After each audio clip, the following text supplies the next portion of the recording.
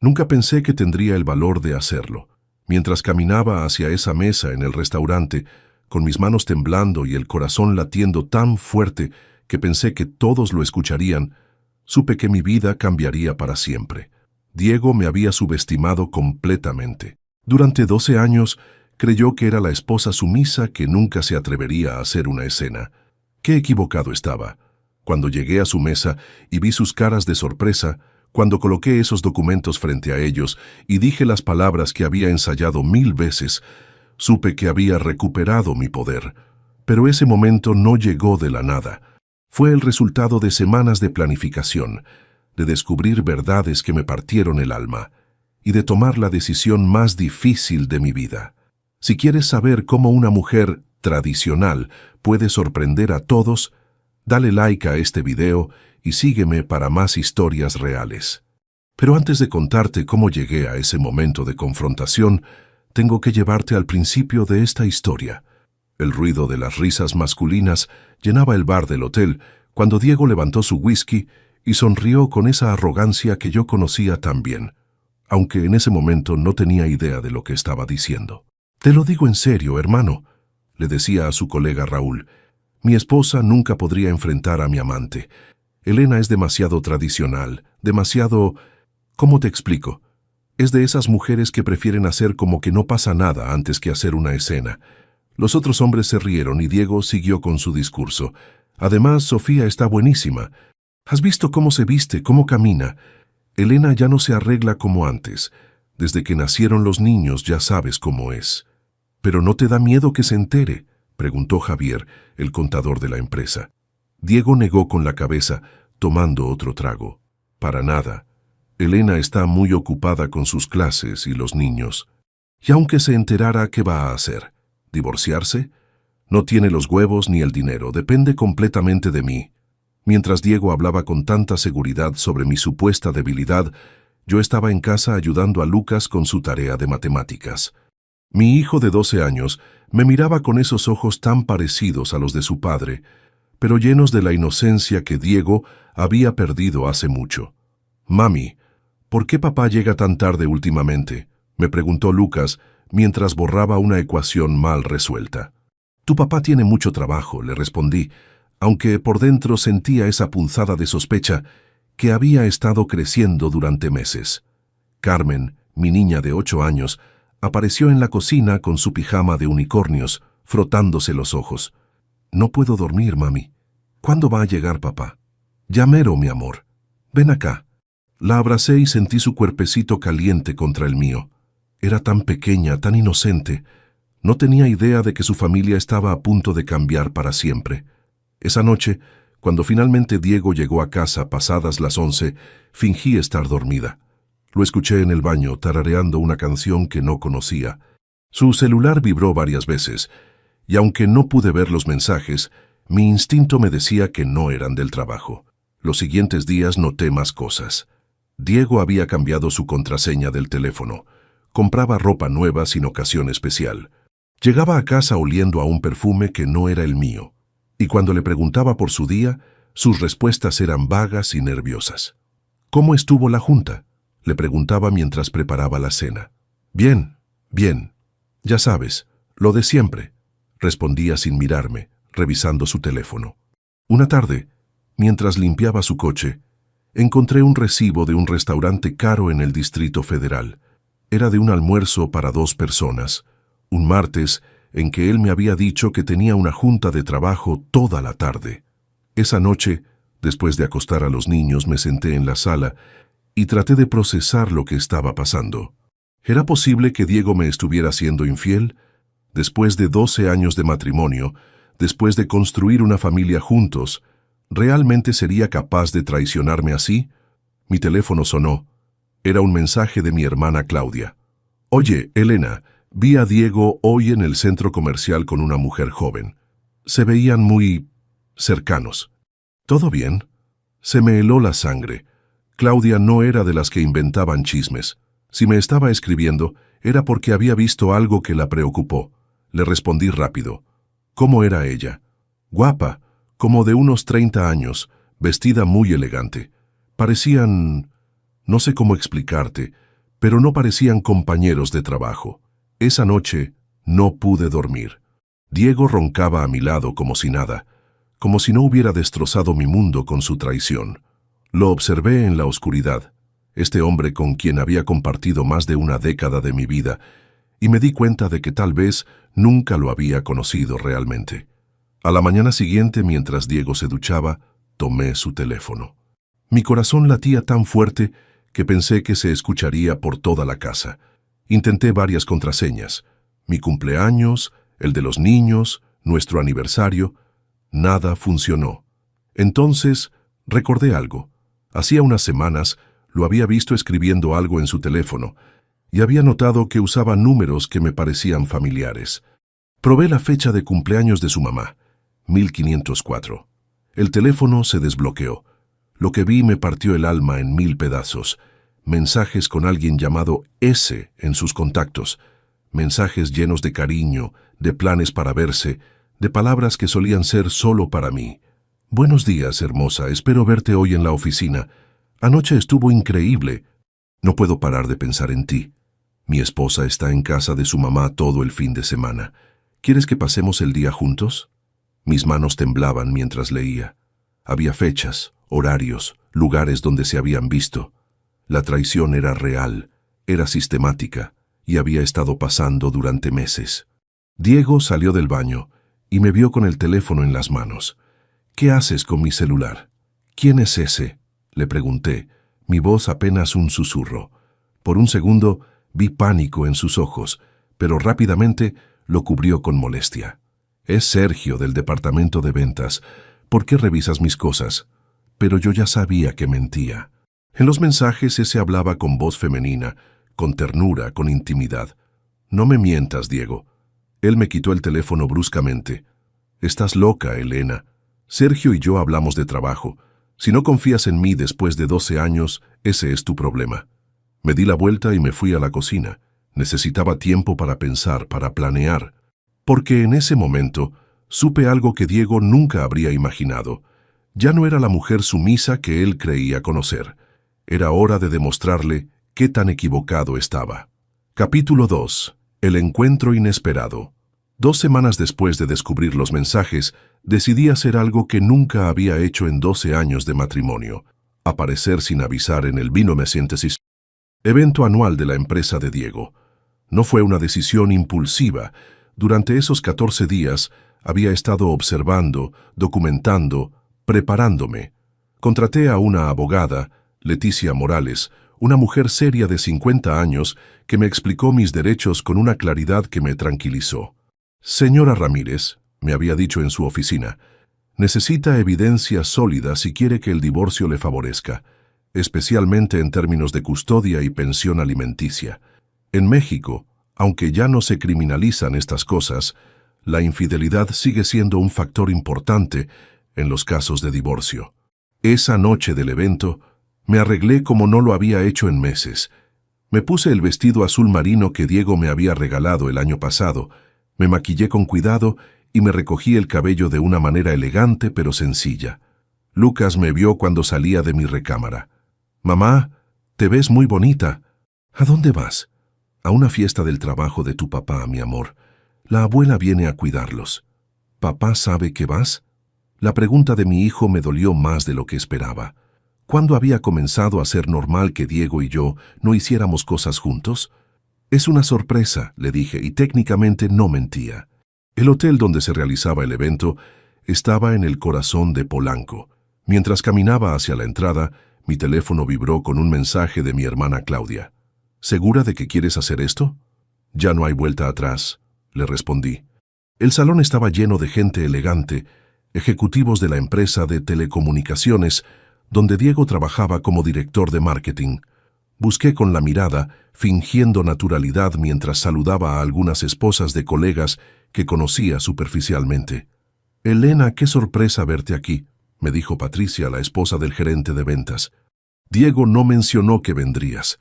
Quería darle una sorpresa», sonreí, aunque por dentro estaba muriendo de nervios. «Está en la terraza, creo, platicando con algunos compañeros». Caminé hacia la terraza, mi corazón latiendo cada vez más fuerte. Había ensayado este momento cientos de veces en mi mente, pero ahora que estaba aquí, todo se sentía surreal. Los vi antes de que ellos me vieran a mí. Diego estaba recargado contra la barandilla, muy cerca de una mujer joven de cabello castaño y vestido rojo. Ella era hermosa, exactamente como me la había descrito Claudia. Se reían de algo, y Diego tenía esa sonrisa que solía ser solo para mí. Entonces él le tocó la cara con ternura, le apartó un mechón de cabello y la besó.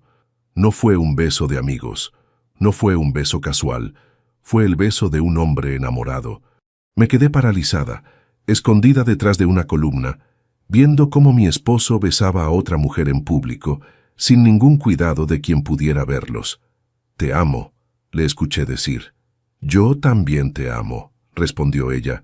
«¿Cuándo le vas a decir a Elena?» Diego suspiró. «Pronto, Sofía. Solo necesito tiempo para pensar en los niños». Sofía. Finalmente tenía un nombre completo para la mujer que estaba destruyendo mi matrimonio. En ese momento, Sofía miró hacia donde yo estaba. Nuestros ojos se encontraron por una fracción de segundo. Vi sorpresa, luego culpa, luego algo parecido al miedo. No dijo nada. No le dijo a Diego que yo estaba ahí. Solo siguió mirándome mientras yo me alejaba lentamente, tratando de procesar lo que acababa de ver y escuchar. Salí del hotel sin que Diego se diera cuenta de que había estado ahí. En el taxi de regreso a casa, lloré por primera vez desde que había descubierto su infidelidad. No lágrimas de tristeza, sino de rabia. Rabia porque él había hablado de los niños como si fueran un obstáculo. Rabia porque había prometido amarme para siempre frente a un altar y ahora le decía «te amo» a otra mujer. Cuando llegué a casa, mi suegra estaba viendo televisión en la sala. «¿Cómo estuvo la fiesta, mija?» «Muy bonita, doña Carmen. Gracias por cuidar a los niños». Diego llegó hace rato. Dijo que tenía dolor de cabeza y se fue directo a dormir. Por supuesto. Había vuelto a casa para establecer su coartada, para seguir manteniendo la farsa de ser un esposo fiel. Esa noche me quedé despierta hasta muy tarde, no llorando, sino planeando. Había visto suficiente. Tenía suficiente evidencia. Ahora necesitaba tomar decisiones inteligentes. Al día siguiente, mientras Diego se bañaba, tomé fotos de sus mensajes más recientes con Sofía. Había aprendido sus patrones.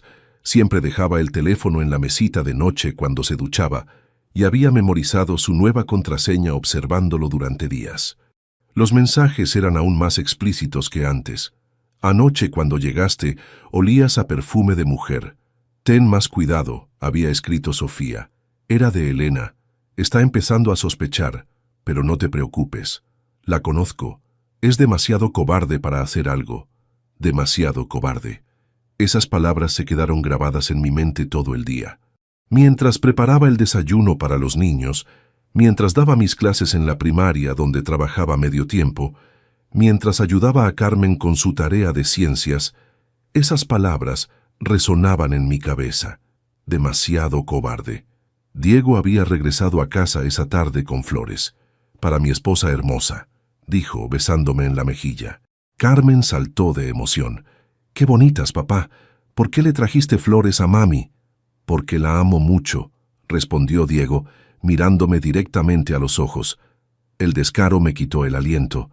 Hacía menos de 24 horas le había dicho «te amo» a otra mujer, y ahora estaba aquí mintiendo delante de nuestros hijos, usando el amor como una herramienta de manipulación. «Gracias», le dije tomando las flores, «las voy a poner en agua». En la cocina, mientras buscaba un florero, tomé una decisión. Diego creía que me conocía. Creía que era demasiado tradicional, demasiado dependiente, demasiado cobarde para enfrentarlo. Estaba a punto de descubrir qué tan equivocado estaba. Saqué mi teléfono y le escribí un mensaje a Leticia, mi abogada. «Necesito que nos veamos mañana.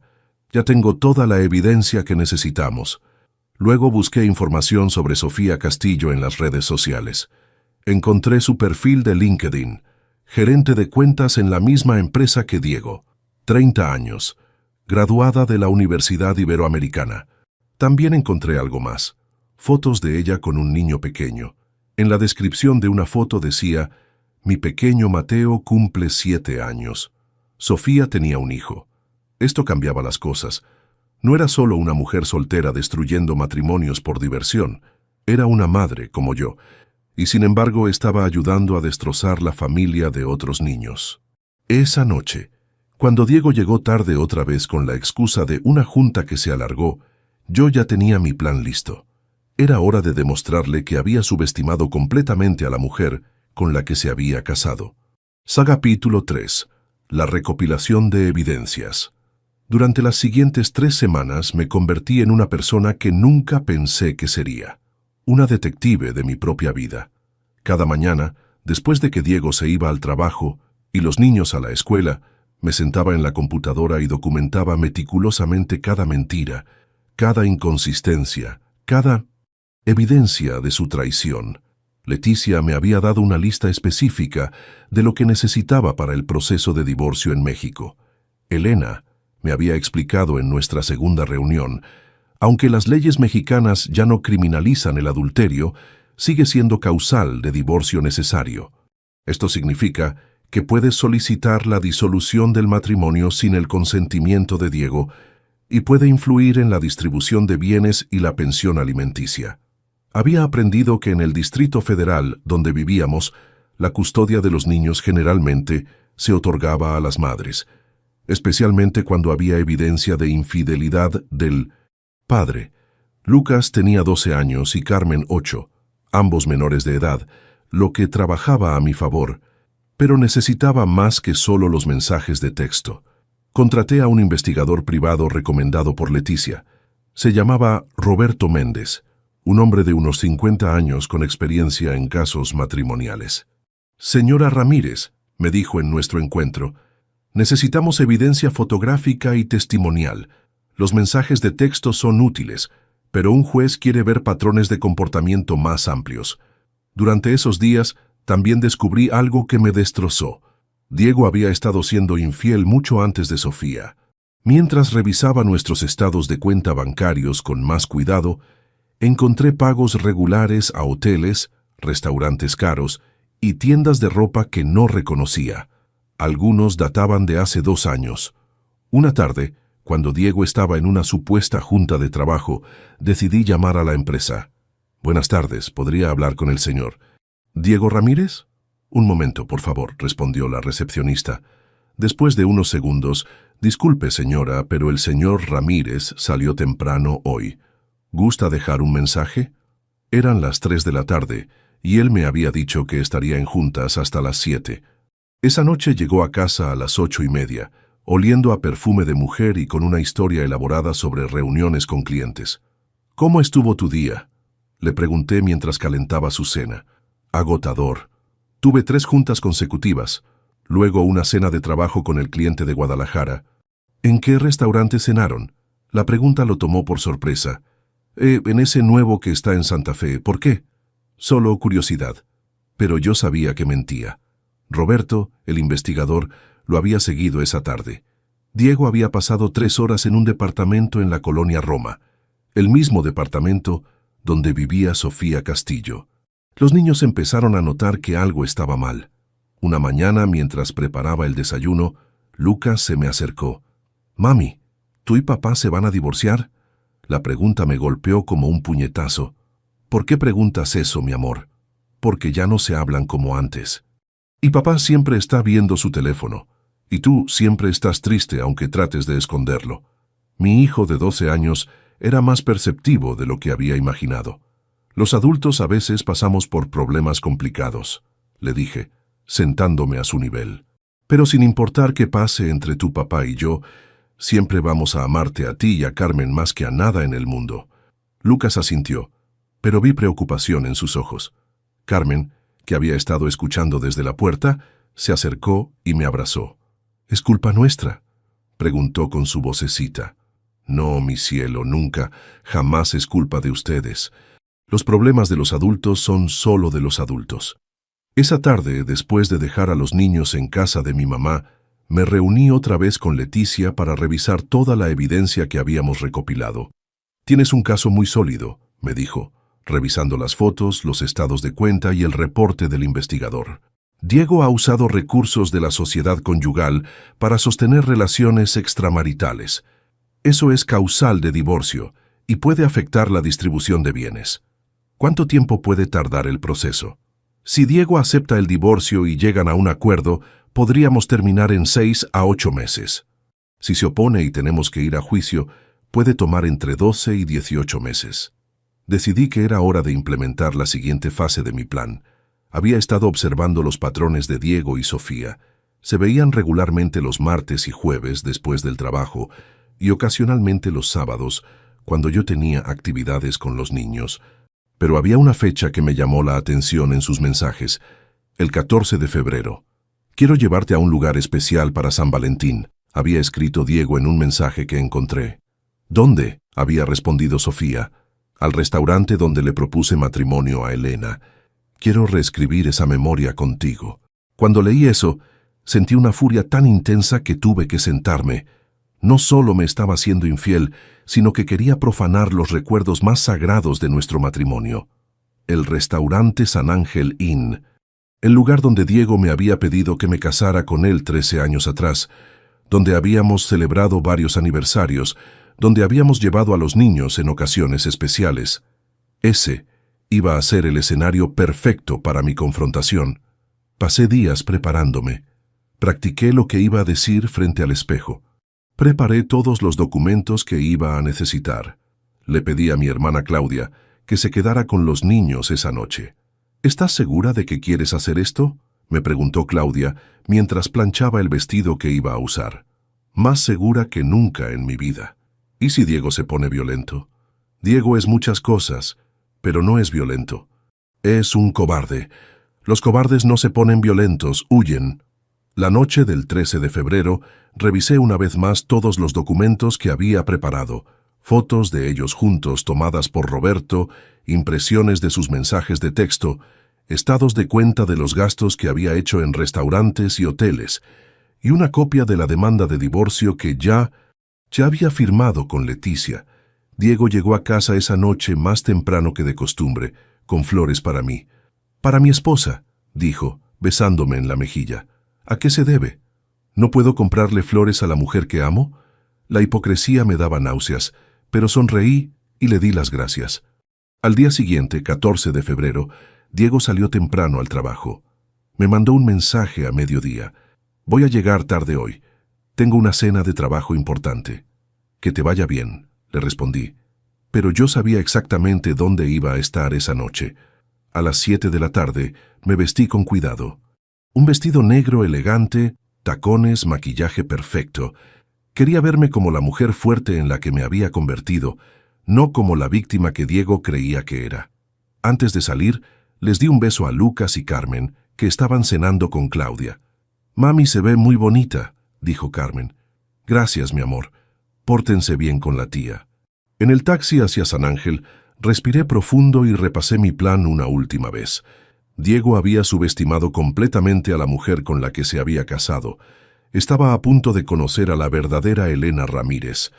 Capítulo 4. La confrontación.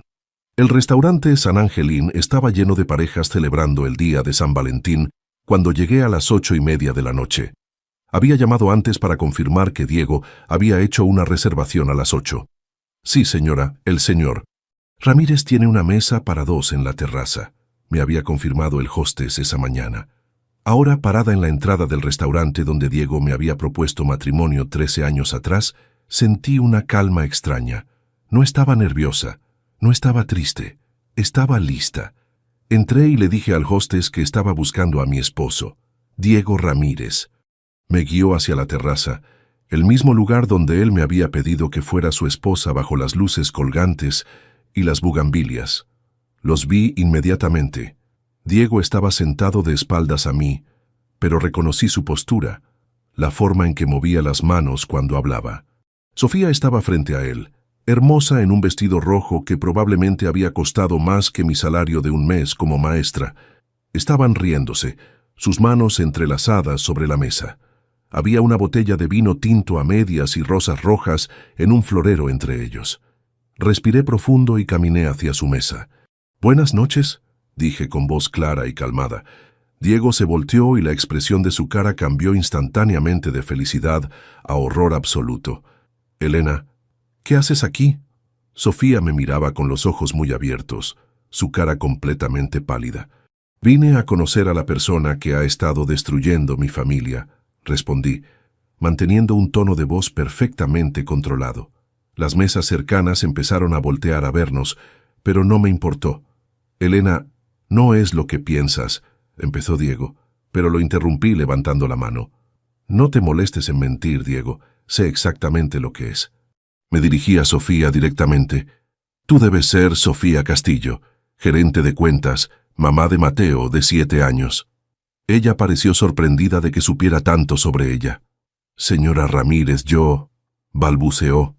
«Por favor, déjame hablar. He estado practicando este momento durante semanas». Saqué de mi bolsa una carpeta que había preparado cuidadosamente y la puse sobre la mesa, empujando a un lado las rosas rojas. «Diego, gracias por traer a Sofía al mismo lugar donde me propusiste matrimonio. Me parece muy apropiado que sea aquí donde termine nuestra farsa de matrimonio». Abrí la carpeta y saqué las primeras fotos. Diego y Sofía besándose en la puerta del departamento de ella, tomadas por Roberto 3 días atrás. «Sofía, quería agradecerte por cuidar tan bien de mi esposo estos últimos meses. Ha estado llegando a casa muy relajado y feliz». Diego trató de tomar las fotos, pero fui más rápida. «¿Estás loca? ¿Nos estás siguiendo?» «No, Diego, te estoy documentando. Hay una diferencia importante». Saqué las impresiones de sus mensajes de texto más comprometedores. Por ejemplo, este mensaje donde le dices a Sofía que tu esposa es demasiado cobarde para hacer algo. O este otro donde planean verse, cuando Elena esté en casa de su mamá todo el fin de semana. El restaurante había quedado en silencio alrededor de nosotros. Otras parejas no disimulaban que estaban escuchando nuestra conversación. Sofía finalmente encontró su voz. «Señora Ramírez, yo lo lamento mucho. Nunca quise que las cosas llegaran tan lejos». «¿Ah, no?», le pregunté, sentándome en una silla vacía que había en la mesa de al lado. «Entonces, ¿cuándo planeabas que llegaran? ¿Cuándo Diego se divorciara de mí? ¿Cuándo mis hijos fueran huérfanos de padre, porque tú necesitabas un hombre casado?» «Elena, por favor», intervino Diego. «Estás haciendo una escena». Me reí, una risa genuina, liberadora. «¿Estoy haciendo una escena? Diego, tú llevaste a tu amante al lugar donde me propusiste matrimonio en el día de San Valentín. Si alguien está haciendo una escena, eres tú». Saqué más documentos de la carpeta. «Estos son los estados de cuenta de nuestra tarjeta de crédito conjunta. ¿Ves estos cargos? Hotel María Isabel, 3,200 pesos. Restaurante Pujol, 4,800 pesos. Joyería Tane, 12,000 pesos. Los puse uno por uno frente a Sofía. Todo pagado con el dinero que ganamos juntos, Diego y yo, para mantener nuestra familia. ¿Sabías, Sofía, que ese collar que traes puesto lo pagué yo con mi salario de maestra?» Sofía se tocó instintivamente el collar de oro que llevaba en el cuello. «Yo no sabía». «Claro que no sabías. Diego es muy bueno mintiendo. Lleva años de práctica». Saqué el último documento. La demanda de divorcio. «Esto, Diego, es una demanda de divorcio necesario por adulterio. Ya está firmada por mí y presentada ante el juzgado familiar». La cara de Diego se puso completamente blanca. «No puedes hacer eso sin hablar conmigo primero». «¿Ah, no? ¿Como tú no pudiste acostarte con otra mujer sin hablar conmigo primero?» Me levanté de la silla y guardé todos los documentos en la carpeta, excepto uno que dejé sobre la mesa. «Esa es una copia de la demanda. Tu abogado puede contactar a la licenciada Leticia Morales. Sus datos están ahí». Me dirigí una última vez a Sofía. «Solo una cosa más. Tienes un hijo de 7 años. ¿Cómo te sentirías si una mujer destruyera su familia? ¿Si una mujer le quitara a su papá?» Sofía empezó a llorar en silencio. «Yo no quería. Nunca pensé. Esa es la diferencia entre tú y yo, Sofía. Yo sí pienso, especialmente en mis hijos». Me di la vuelta para irme, pero Diego me agarró del brazo. «Elena, espera. Podemos arreglar esto. Puedo explicarte». Me zafé de su agarre. «¿Explicarme qué, Diego? ¿Cómo me dijiste, demasiado cobarde, mientras planeabas traer a tu amante al lugar donde me propusiste matrimonio? ¿O cómo has estado gastando el dinero de nuestros hijos en hoteles y regalos para ella? La voz me tembló por primera vez en toda la conversación. Lo único que necesito que me expliques es cómo le vas a decir a Lucas y a Carmen que su papá prefirió destruir su familia por una aventura. Dejé el restaurante caminando con la cabeza en alto. Afuera, en el estacionamiento, finalmente me permití temblar. No de miedo, sino de adrenalina. Lo había hecho. Había confrontado a mi esposo infiel y a su amante en público, con dignidad y fuerza. Mi teléfono vibró con un mensaje. Era de un número que no reconocía. Señora Ramírez, soy Sofía. ¿Podríamos hablar mañana? Hay cosas sobre Diego que usted necesita saber. Leí el mensaje 2 veces antes de responder. Mañana a las 2. Café de la esquina de Insurgentes y Álvaro Obregón. Tenía la sensación de que la confrontación de esta noche había sido solo el principio. Mientras el taxi me llevaba de regreso a casa, me di cuenta de algo. Por primera vez en meses me sentía completamente libre. Diego había subestimado completamente a la mujer con la que se había casado, y mañana iba a descubrir exactamente qué tan profundo era el agujero que había cavado para sí mismo. Capítulo 5. El desenmascaramiento. El café de la esquina de Insurgentes y Álvaro Obregón estaba medio vacío cuando llegué a las 2 en punto del día siguiente. Sofía ya estaba ahí sentada en una mesa del rincón, con los ojos hinchados y sin maquillaje. Se veía mucho más joven y vulnerable que la noche anterior. Me senté frente a ella sin saludar. «Tienes 10 minutos», le dije. «Gracias por venir», respondió con voz ronca. «Sé que no me lo merezco». «No, no te lo mereces». Pero mi abogada me dijo que cualquier información adicional sobre la infidelidad de Diego puede ser útil para el proceso legal. Sofía asintió y respiró profundo. Hay cosas que usted necesita saber sobre Diego, cosas que yo descubrí después de que empezó nuestra relación. Saqué mi teléfono y activé la grabadora. ¿Puedo grabar esto? Sí, por favor. Quiero que quede claro que estoy diciendo la verdad. Habla. Sofía se tocó nerviosamente el collar que había llevado la noche anterior, el mismo que Diego había pagado con nuestro dinero. Yo no fui la primera, señora Ramírez. Diego me confesó hace unas semanas que ha estado siendo infiel durante años. Desde que nació su hija Carmen, sentí como si me hubieran dado una bofetada.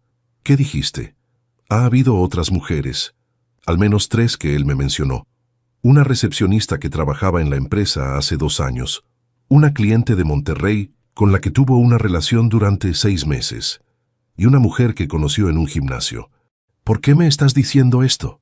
Sofía empezó a llorar. Porque anoche, después de que usted se fue, Diego me dijo algo horrible. Me dijo que yo era solo otra más y que él nunca iba a dejar a su esposa porque usted era demasiado conveniente. Que usted criaba a sus hijos, mantenía su casa y no le causaba problemas. La grabación siguió mientras Sofía me contaba más detalles. Diego le había dicho que yo era predecible y aburrida, pero que era la madre perfecta para sus hijos y que divorciarse sería muy caro y complicado. Él me usó, señora Ramírez. Pero yo también fui estúpida. Creí que él me amaba, que iba a dejar a su familia por mí. Y anoche, ¿qué pasó después de que me fui? Diego se puso furioso, me culpó por todo.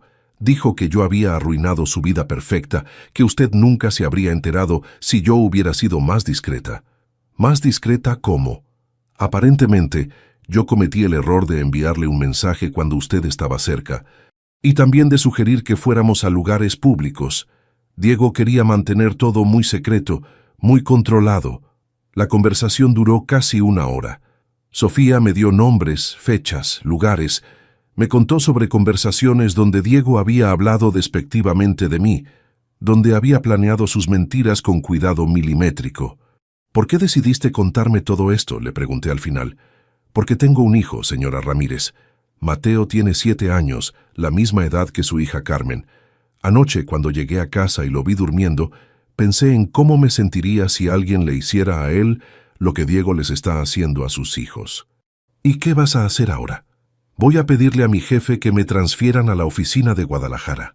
No puedo seguir trabajando en el mismo lugar que Diego. Y tampoco puedo quedarme en una ciudad donde todos van a saber lo que hice. Cuando salí del café, me sentía extrañamente vacía. Por un lado, tenía toda la evidencia que necesitaba para garantizar que el divorcio fuera favorable para mí. Por otro lado, acababa de descubrir que los últimos 8 años de mi matrimonio habían sido una mentira completa. Esa tarde tenía cita con Leticia para revisar toda la nueva información. «Esto cambia completamente el caso», me dijo después de escuchar la grabación. «Con este testimonio más las evidencias que ya teníamos, Diego no tiene ninguna posibilidad de conseguir custodia compartida o de reducir la pensión alimenticia. ¿Cuánto tiempo va a tomar el proceso? Si Diego acepta los términos que vamos a proponer, podríamos terminar en 6 meses. Si decide pelear, puede tomar hasta 1 año y medio, pero con esta evidencia solo se estaría haciendo daño a sí mismo». Esa noche, Diego llegó a casa más temprano que de costumbre.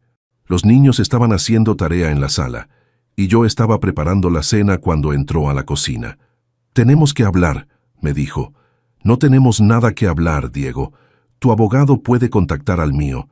Elena, por favor, sé que cometí errores, pero podemos arreglar esto. Podemos ir a terapia de pareja». Me volteé a mirarlo con incredulidad. «¿Errores? ¿8 años de infidelidad son errores? ¿8 años? ¿De qué hablas?» Sofía me contó todo, Diego, todo. Vi pánico en sus ojos. Ella está mintiendo, está despechada porque terminé con ella anoche. ¿La grabación también está mintiendo? Diego se puso pálido. ¿La grabaste? Tengo todo, Diego, nombres, fechas, lugares. El gimnasio, la cliente de Monterrey, la recepcionista, todo. Se sentó pesadamente en una silla de la cocina. Elena, yo puedo cambiar, puedo ser mejor esposo. Es demasiado tarde para eso. Lucas apareció en la puerta de la cocina. «Papá, ¿por qué estás gritando?» Me di cuenta de que Diego había levantado la voz sin que yo me diera cuenta. «No estoy gritando, hijo, tu mamá y yo solo estamos hablando. Suena como cuando los papás de Javier se divorciaron», dijo Lucas con esa honestidad brutal de los niños de 12 años. Diego y yo nos miramos. Nuestro hijo ya sabía lo que estaba pasando. «Lucas», le dije, «ven acá». Lo abracé y respiré profundo. «Tu papá y yo vamos a separarnos por un tiempo. Eso significa que él va a vivir en otro lugar, pero ustedes van a seguir viendo a los dos». «¿Es por culpa de la mujer del teléfono?», preguntó Lucas. Diego y yo nos quedamos helados. «¿Qué mujer del teléfono?», pregunté. «La que siempre le manda mensajes a papá. Carmen la vio una vez cuando papá dejó su teléfono abierto. Dice que es muy bonita». Diego cerró los ojos, derrotado. «Lucas», le dije, «los problemas entre los adultos son complicados.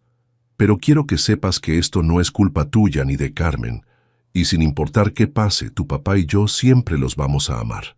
Esa noche, después de que Diego se fue a dormir al cuarto de huéspedes y los niños estaban acostados, me senté en la sala y pensé en todo lo que había pasado en las últimas 24 horas.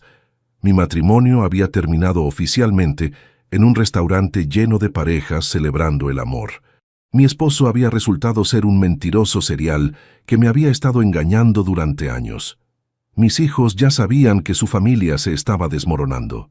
Pero por primera vez en mucho tiempo me sentía en control de mi propia vida. Diego había subestimado completamente a la mujer con la que se había casado, y ahora iba a pagar las consecuencias de esa arrogancia. El proceso legal iba a ser largo y doloroso, pero yo estaba lista. Finalmente, estaba lista para todo. Capítulo 6. El precio de la traición. 6 meses después. El juzgado familiar del Distrito Federal estaba frío esa mañana de agosto, cuando finalmente se dictó la sentencia de nuestro divorcio. Habían pasado 6 meses desde la confrontación en el restaurante, y el proceso había sido más difícil de lo que cualquiera de nosotros había anticipado. Diego había decidido pelear. Contra todos los consejos de su abogado, había negado las acusaciones de infidelidad, había cuestionado la validez de las grabaciones y había solicitado custodia compartida de los niños. Su estrategia había sido presentarme como una esposa vengativa que había fabricado evidencia para perjudicarlo. No funcionó. Habiendo revisado toda la evidencia presentada, declaró la jueza Martínez, una mujer seria de unos 60 años, Este tribunal encuentra que existen causales suficientes para decretar el divorcio necesario por adulterio. Diego estaba sentado al lado de su abogado, con la cara gris y las manos temblorosas. Había perdido peso durante estos meses y se veía 10 años mayor. En cuanto a la custodia de los menores Lucas y Carmen Ramírez, continuó la jueza, se otorga la custodia principal a la señora Elena Ramírez, con visitas supervisadas del señor Diego Ramírez los fines de semana alternos. Visitas supervisadas. Eso había sido una sorpresa incluso para mí. Durante el proceso, había salido a la luz que Diego había estado llevando a los niños a visitas con Sofía sin mi conocimiento. Lucas había mencionado casualmente en una sesión con la psicóloga del juzgado que la amiga de papá les había comprado helados un sábado cuando supuestamente estaban en el parque. Respecto a la pensión alimenticia, siguió la jueza, el señor Ramírez deberá pagar el 30% de su salario mensual para el sostenimiento de los menores, más gastos médicos y escolares. El golpe final había sido los gastos. Leticia había demostrado que Diego había gastado más de 180,000 pesos de nuestros ahorros familiares en su aventura con Sofía durante 6 meses. El juez ordenó que me reembolsara esa cantidad. Cuando salimos del juzgado, Diego trató de hablar conmigo una última vez. «Elena, espera». Me detuve, pero no me volteé. «¿Qué quieres, Diego? Quiero que sepas que lo lamento, de verdad lamento todo». «No me lo digas a mí», respondí. «Díselo a tus hijos cuando tengas que explicarles por qué pueden verte solo los fines de semana y por qué hay una trabajadora social presente. ¿Crees que algún día podrás perdonarme?» Me volteé para mirarlo. Estaba llorando. «Diego, el perdón es algo que hago por mí, no por ti. Algún día tal vez pueda perdonarte. Pero eso no significa que vaya a olvidar, ni que las consecuencias de tus acciones vayan a desaparecer». 3 meses después. Noviembre. La vida como madre soltera había resultado ser más difícil de lo que había anticipado, pero también más liberadora. Habíamos tenido que mudarnos de la casa familiar a un departamento más pequeño en la colonia del Valle. Los niños habían protestado al principio, especialmente Lucas, que extrañaba su cuarto grande y el jardín donde solía jugar fútbol. ¿Por qué no podíamos quedarnos en la casa?, me había preguntado una tarde mientras desempacábamos cajas en su nuevo cuarto. Porque esa casa tenía demasiados recuerdos tristes, mi amor. Aquí podemos hacer nuevos recuerdos, solo nosotros 3. Carmen se había adaptado mejor al cambio. Su nueva escuela estaba más cerca de mi trabajo y había hecho nuevas amigas rápidamente. Pero por las noches a veces la encontraba llorando en silencio. «¿Extrañas a papá?», le pregunté una noche cuando la encontré despierta. «Sí, pero también me da coraje», me confesó.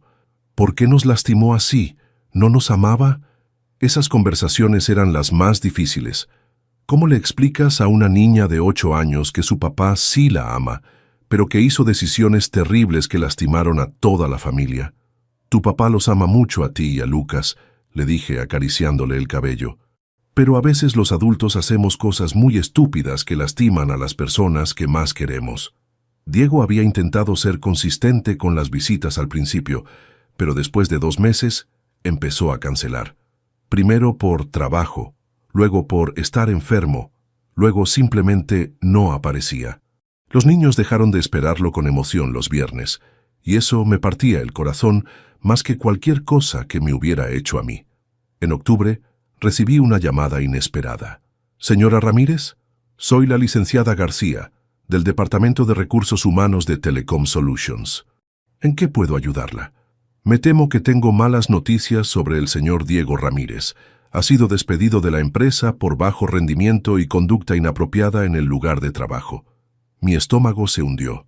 Sin trabajo, Diego no podría pagar la pensión alimenticia. ¿Puedo preguntar qué tipo de conducta inapropiada? Hubo una queja formal de acoso laboral por parte de una empleada. También se encontró que había estado usando recursos de la empresa para asuntos personales.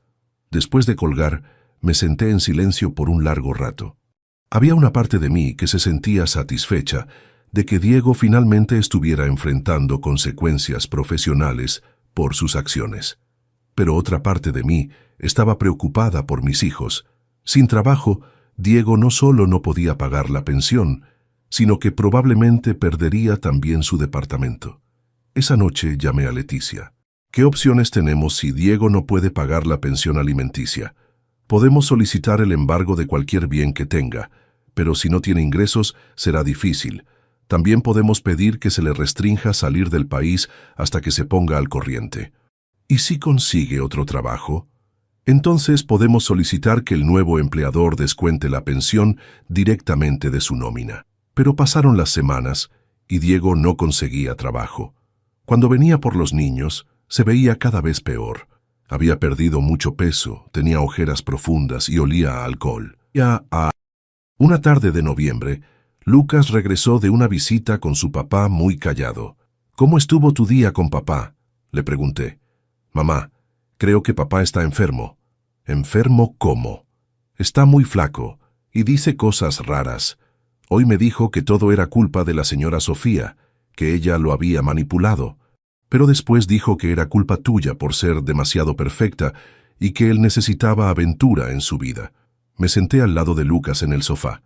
¿Te asustó? Un poco. También lloró mucho. Me pidió que te dijera que él quiere regresar a casa. ¿Y qué le dijiste? Le dije que esta ya es nuestra casa y que él tomó la decisión de irse cuando decidió estar con otra señora. Mi hijo de 12 años había dicho exactamente lo que yo no me había atrevido a decir. Esa noche, después de acostar a los niños, me senté en la sala de nuestro pequeño departamento y reflexioné sobre todo lo que había pasado en menos de un año. Diego había perdido a su familia, su trabajo, su reputación y aparentemente su salud mental. Sofía se había mudado a Guadalajara y, según supe por una amiga común, estaba luchando por reconstruir su carrera y su relación con su hijo. Mis hijos estaban en terapia, tratando de procesar el divorcio y la ausencia cada vez más irregular de su padre. Y yo estaba aprendiendo a ser una persona completamente nueva. Por las mañanas, después de dejar a los niños en la escuela, iba a mi trabajo de tiempo completo como coordinadora académica en una primaria privada. Por las tardes, ayudaba con tareas, preparaba cenas y trataba de ser tanto mamá como papá. Los fines de semana que los niños no estaban con Diego, los llevaba al parque, al cine, a visitar a mis papás. Estaba construyendo una nueva vida para nosotros, una vida honesta y estable. No era fácil. El dinero era más apretado, las responsabilidades eran abrumadoras a veces, y había noches en que me quedaba despierta preocupándome por todo. Pero por primera vez en años me sentía auténtica. Me sentía como yo misma. Diego había subestimado completamente a la mujer con la que se había casado. Había creído que era demasiado débil, demasiado dependiente, demasiado tradicional para dejarlo. Se había equivocado en todo. Y aunque el precio de su arrogancia había sido devastador para toda la familia, yo había descubierto una fuerza que nunca supe que tenía. La pregunta ahora era, ¿qué iba a hacer con esa fuerza? Epílogo. 2 años después. Diciembre de 2026. 2 años después de la confrontación, la Nochebuena llegó con una calma que no había sentido en años. En nuestro pequeño departamento de la Colonia del Valle, Lucas, Carmen y yo decoramos un árbol navideño que compramos en el mercado de San Juan.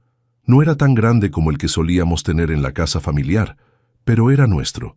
Lucas tenía 14 años ahora y había crecido no solo físicamente, sino emocionalmente. La terapia lo había ayudado a procesar su enojo hacia su padre, aunque la relación seguía siendo complicada. «Mamá», me dijo mientras colgaba una esfera dorada en el árbol, «¿crees que papá esté bien esta Nochebuena?». Era una pregunta que me hacía cada vez con menos frecuencia, pero que aún me partía el corazón. «No lo sé, mi amor. Espero que sí». La verdad era más complicada. Diego había tocado fondo después de perder su trabajo. Durante 6 meses había vivido prácticamente en la calle, durmiendo en el sofá de diferentes amigos mientras buscaba empleo. El alcoholismo, que había comenzado como una forma de escape, se había convertido en una adicción real. Había intentado conseguir trabajo en su campo, pero su despido por conducta inapropiada había manchado su reputación en la industria de las telecomunicaciones. Las empresas competidoras se enteraron rápidamente de lo que había pasado y nadie quería contratar a alguien con su historial. Finalmente, hacía 8 meses había conseguido trabajo como vendedor en una tienda de electrónicos en una plaza comercial. El salario era una fracción de lo que ganaba antes, y apenas le alcanzaba para rentar un cuarto en una pensión en la colonia Doctores.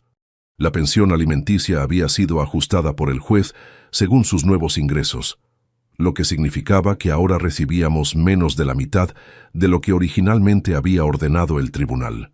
Habíamos tenido que ajustar nuestro presupuesto aún más, pero habíamos sobrevivido. Carmen, ahora de 10 años, había desarrollado una fortaleza que me sorprendía. Seguía en terapia, pero había aprendido a hablar de sus sentimientos de una manera que muchos adultos no logran. «Mami», me había dicho hace unas semanas, «¿tú crees que papá nos extraña?» «Estoy segura de que sí, mi cielo. Pero no lo suficiente para cambiar, ¿verdad?» La perspicacia de mi hija de 10 años me había dejado sin palabras. Las visitas de Diego se habían vuelto irregulares desde que perdió su trabajo. A veces pasaban 2 o 3 semanas sin que apareciera. Cuando venía era evidente que estaba luchando con la depresión y el alcohol. Los niños habían aprendido a no esperarlo con la misma emoción de antes. «¿Por qué papá huele raro?», me había preguntado Carmen después de una visita particularmente difícil. «Tu papá está pasando por un momento muy difícil», le había explicado. «A veces los adultos toman decisiones que los lastiman a ellos mismos. Como cuando decidió estar con la señora Sofía. Sí, como esa decisión. Mi nueva vida había encontrado un ritmo que, aunque no era fácil, se sentía auténtico. Mi trabajo como coordinadora académica me daba estabilidad económica y, más importante, me daba un sentido de propósito. Estaba ayudando a otros niños a aprender y crecer, algo que siempre había sido mi pasión. Había empezado a salir con alguien 6 meses atrás. Andrés era profesor de secundaria, divorciado también, con una hija de 11 años. Nuestra relación era cautelosa, construida sobre la comprensión mutua de lo que significa reconstruir una vida después de que tu matrimonio se desmorona. «¿Te gusta el profesor Andrés?», le había preguntado a Lucas hace unas semanas. «Está bien», había respondido con esa honestidad brutal de los adolescentes. «Al menos no nos miente». Esa había sido su forma de darme su aprobación. Los niños habían conocido a Andrés gradualmente, primero en salidas casuales al parque, luego en algunas cenas familiares. No había prisa. Habíamos aprendido todos nosotros que las relaciones importantes requieren tiempo y honestidad. Esta Nochebuena, Andrés había sido invitado a cenar con nosotros junto con su hija Paola. Era la primera vez que pasaríamos una festividad importante juntos, y aunque estaba nerviosa, también me sentía esperanzada. «¿Crees que papá sepa que el profesor Andrés viene a cenar?», me preguntó Carmen mientras ponía los platos en la mesa. «No lo sé, mi amor. ¿Te preocupa?» «Un poco, no quiero que se sienta mal». La empatía de mis hijos hacia su padre, a pesar de todo lo que había pasado, era algo que me llenaba de orgullo y tristeza al mismo tiempo. «Carmen, tu papá tomó decisiones que cambiaron nuestra familia. Nosotros tenemos derecho a ser felices y a construir nuevas relaciones sanas». A las 7 de la noche, Andrés llegó con Paola y un postre casero. Su hija era tímida pero dulce y se llevaba bien con Carmen. Lucas, siempre más reservado, había empezado a abrirse con Andrés cuando hablaban de fútbol o de sus clases de historia. Durante la cena, mientras veía a los 5 sentados alrededor de nuestra pequeña mesa, comiendo pozole y riendo de las historias que contaba Andrés sobre sus estudiantes, me di cuenta de algo. Esta era la primera Nochebuena en años en que me sentía completamente en paz. No había mentiras, no había secretos. No había miedo de que alguien estuviera fingiendo ser alguien que no era. Después de cenar, cuando Andrés y Paola se habían ido y los niños estaban acostados, me senté en la sala con una taza de té y pensé en todo el camino recorrido. Diego me había llamado esa mañana. Era la primera vez que hablábamos directamente en meses. «Elena», había dicho con voz ronca, «solo quería desearte feliz Navidad a ti y a los niños». «Gracias, Diego. ¿Cómo estás?» «Sobreviviendo. He estado yendo a Alcohólicos Anónimos. Llevo 3 semanas sin tomar». «Me da mucho gusto escuchar eso. Sé que no tengo derecho a pedirte nada, pero ¿crees que algún día los niños puedan perdonarme?» Diego, el perdón no es algo que se puede forzar, pero Lucas y Carmen te aman. Si realmente cambias, si realmente te recuperas, ellos lo van a notar. ¿Y tú? ¿Tú me has perdonado? Había sido una pregunta que me había tomado por sorpresa. Estoy en proceso, le había respondido honestamente. El perdón no significa olvidar, Diego. Significa que ya no cargo con el peso de tu traición, pero eso no borra las consecuencias de tus decisiones. Lo entiendo. Solo quería que supieras que lamento todo. De verdad lamento haber destruido nuestra familia. Nuestra familia no se destruyó, Diego, se transformó. Los niños y yo seguimos siendo una familia. Solo una familia diferente a la que planeamos originalmente. Ahora, sentada en la tranquilidad de mi sala, reflexioné sobre esas palabras. Era verdad. Nuestra familia había cambiado, pero no había desaparecido. Lucas había aprendido que los hombres pueden ser vulnerables y pedir ayuda cuando la necesitan. Carmen había aprendido que las mujeres pueden ser fuertes e independientes. Ambos habían aprendido que las acciones tienen consecuencias, pero también que la gente puede cambiar y crecer. Y yo había aprendido que era mucho más fuerte de lo que había imaginado. El teléfono vibró con un mensaje de mi hermana Claudia. ¿Cómo estuvo su Nochebuena? Perfecta, le respondí. Diferente a como la había imaginado hace 3 años, pero perfecta. ¿Los niños están bien? Están creciendo. Están aprendiendo que la vida es complicada, pero que eso no significa que no pueda ser hermosa. ¿Y tú? Pensé la respuesta por un momento. Yo estoy bien. Por primera vez en mucho tiempo, estoy exactamente donde necesito estar. Cerré el teléfono y miré el árbol de Navidad. Las luces parpadeaban suavemente, reflejándose en las esferas doradas que Lucas había colgado con tanto cuidado. Diego había estado equivocado sobre muchas cosas, pero especialmente sobre mí. Había creído que era demasiado débil para dejarlo, demasiado dependiente para sobrevivir sin él, demasiado tradicional para reinventar mi vida. Había subestimado completamente a la mujer con la que se había casado, y aunque el precio de su arrogancia había sido alto para todos nosotros, había descubierto algo que valía más que el matrimonio que había perdido. Había descubierto quién era realmente cuando no estaba definida por ser la esposa de alguien más. Era Elena Ramírez, madre educadora, sobreviviente, y por primera vez en años, eso era más que suficiente. Afuera empezó a llover suavemente y el sonido me tranquilizó. Mañana sería Navidad y tendríamos regalos modestos bajo nuestro árbol pequeño. Los niños estarían contentos. Andrés vendría a almorzar con nosotros y construiríamos más recuerdos en esta nueva vida que habíamos creado. No era la vida que había planeado cuando me casé con Diego hace 14 años. Era mejor, era real, era mía.